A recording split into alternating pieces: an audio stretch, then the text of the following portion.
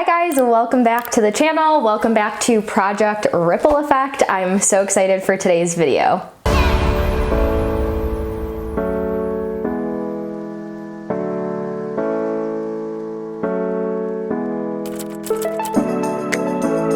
Today, I want to talk to you about how you can create a ripple effect of impact by taking care of yourself. This is so important, and I thought Project Ripple Effect is so much about impacting the people around us, and that starts with filling ourselves up and taking care of ourselves. So today we're going to talk about self-care and embodiment when you are making a big impact in the world. We've all heard it before. You can't pour from an empty cup. So let's talk about some ways to fill up your cup. If you're here with me watching this, I think it's safe to assume that it's really important to you to make an impact on your community. And with that being said, you're probably really ambitious about the way that you go about that. You probably have new ideas brewing all of the time and you're always in go mode. And I think the best way that we can execute those ideas and bring them to life to their fullest potential is to make sure that we are well rested and recharged and taking care of ourselves so we have a full cup to pour from.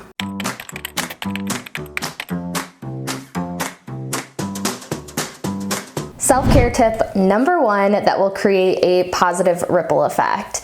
Take control of your mornings and create some sort of empowering morning routine.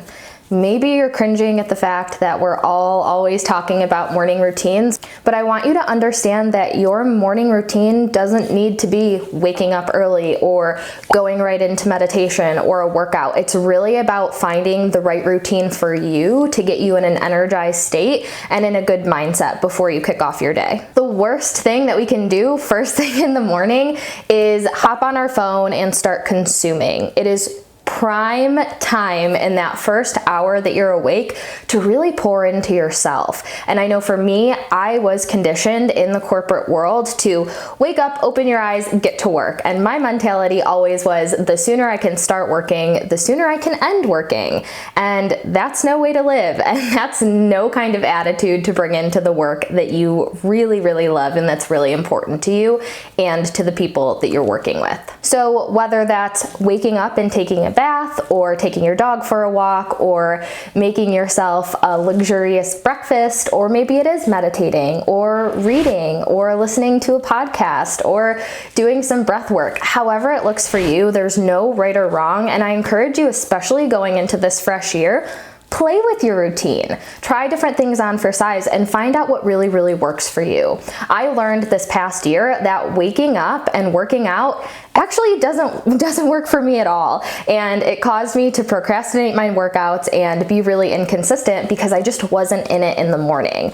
But as soon as I started to shift my morning routine and move my workouts to the evening, I stopped skipping them and my mornings were a lot more energized. But that's because I had to go through trial and error to find out what really worked for me. Tip number two, spend as much time organizing and being intentional in your personal life as much as you do in your business. The things that make me feel really, really energized and like I've got it together is when I step away from the work and the business and I take care of things in my home, whether that is purging through my closet or organizing a pantry or just giving my hair a good wash and getting myself ready or going out and buying new decor for my office, whatever it is to really create a space that excites me. And for me, I like clean, organized, and very vibey aesthetic spaces. So when I can step away from the computer and actually just hang out in my house and make the space more fulfilling to me, I'm just more energized and nourished all around, whether I'm in my office working or I'm on the couch watching Netflix with my husband. And tip number three, block out time to be intentionally appreciative every single day. Whether you work this into your morning routine or you take a break in the middle of the day or you do it at night,